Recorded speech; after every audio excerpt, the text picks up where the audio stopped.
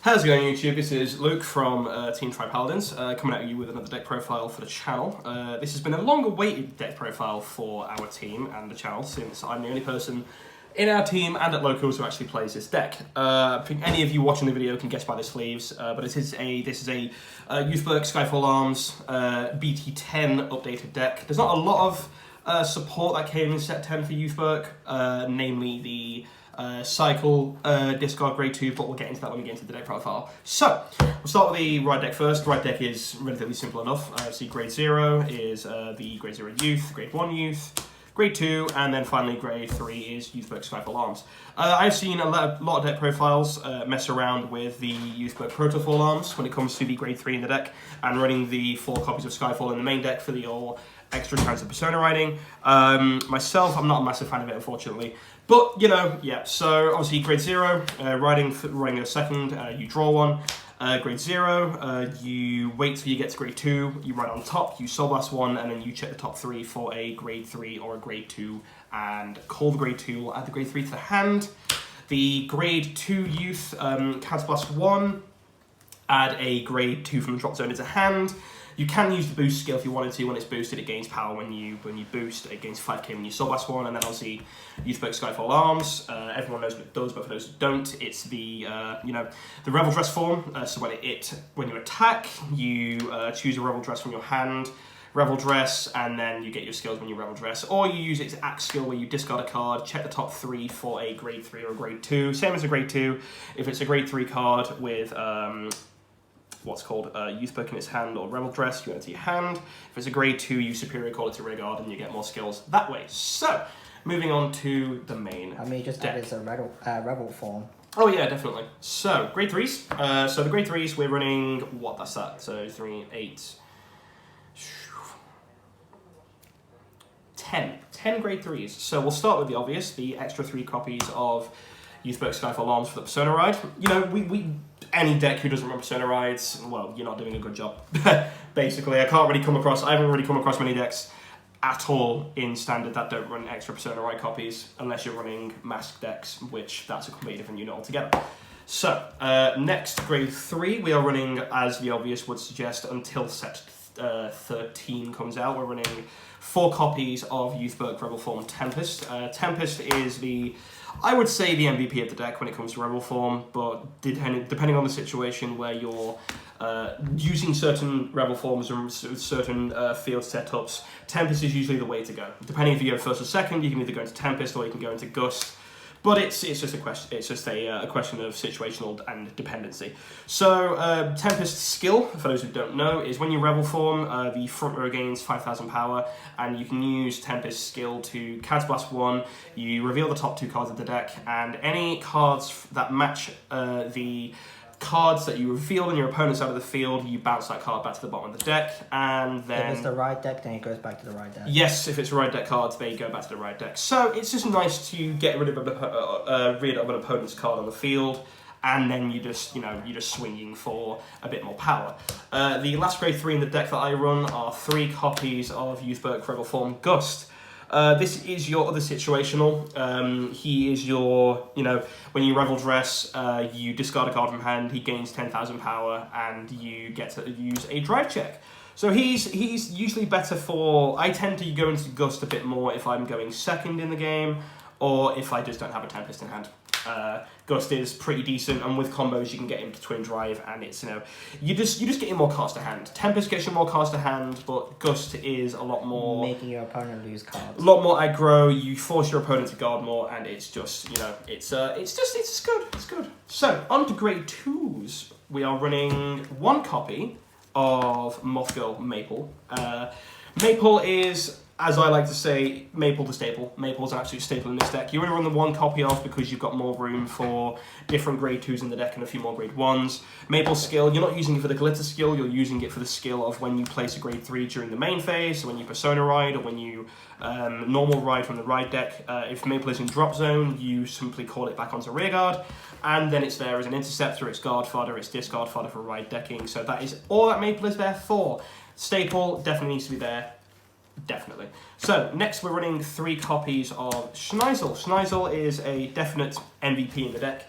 Without him, the deck is going to suffer because you use Snizel's rearguard skill to give your Revel Dressed Vanguard 5,000 power when Snizel attacks on the rearguard, and when obviously on the on-plays you use it, it's the Counterblast 1, search top 5 for a Revel Dress form or a Youthberk, and add it into your hand, and Snizel himself gains 5,000 power, and Snizel is currently the only way to shuffle the deck, which is a pain.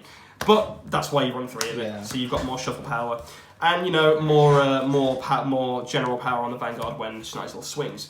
Next is a bit of a debatable one for me. I currently run 3 copies of Youthberk. I've debated swapping Youthberk out for Calibre, but then again, Calibre is way too expensive.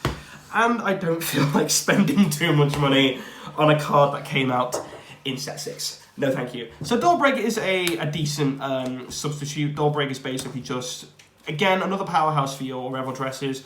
So when you Revel Dress, doesn't matter if you go into Gust or Tempest when you Revel Dress into Youthberk, but when you Revel Dress, Youthberk gives that Revel Dress, that Revel form 5,000 power, and if it's your second Revel Dress of the turn, when Youthberk attacks, you can Soul Blast a Revel form from your Soul, and Youthberk gains 10,000 power. So it's just another one for hitting deck. But if you wanted to run 3 copies of Calibre over Youthberk, it's an easy situational switch, but I just don't want to spend the money on a set 6 card for about £35 each. No thanks. No chance, Chief. And with the only newest upgrade to this deck, which will be the 2 copies of the new BT10. What is her name, actually? The recycle card. Oh, yeah, Spiral Cutie Angel. She's literally just a recycle card. And I only run 2 of her because I was going to run a 3 and swap out the last copy of Maple for a 3rd. But Maple's way too good in this deck for my own personal choice, and she just needs to be there to, you know, get back on rearguard. Obviously, when you discard it, for the right deck, you Soul Blast 1, bounce her to the bottom of the deck and draw a card, but you've also got her using her on-play skill, which in this deck actually works really well. So when you place her, you Counterblast 1, check the top 2 cards of the deck, and I believe put them back in the deck in any order. Oh no, one to the top, one to the bottom. So she's just there to basically set up for Revel Dress drive checks or just, you know, your Tempest top 2s and whatnot. But mostly she's there just to be used as the cycle card. Plus, she's a grade 2 with 10k. So Persona Ride, 20k. We love 20k grade 2s. So, grade 1s. That is true. Grade 1s, we're not running many grade 1s. We're only running 3 different grade 1s. So the first copy is 4 copies of Sequana. Again, the last MVP of the deck. Without Sequana, you're going to get nowhere. Sequana is very much the basic thing of, she's an 8k grade 1, but when she boosts a Youthberk, you are hitting with this as a 10k grade 1. So with her and a Skyfall column, that's a 23k column straight off the bat. Right. No Persona Ride, no nothing, it's 23k, so you're forcing more cards out of your opponent's hand early game.